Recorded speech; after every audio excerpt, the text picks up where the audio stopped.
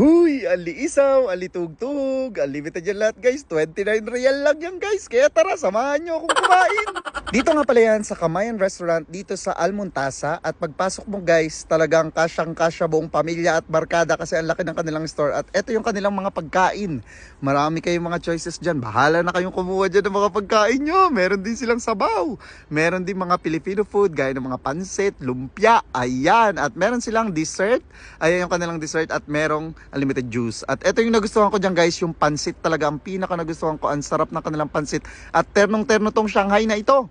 Pero ito talaga ang pinaka nakarami ako guys, yung kanilang buttered shrimp. At talaga namang sulit na sulit mo dito guys ang buffet.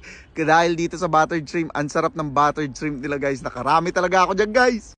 O siya, mag-like, mag-follow, at i-share ang video. Ang sarap ng kain ko dyan guys. Kaya tara na sa Kamayan Restaurant. Yahoo!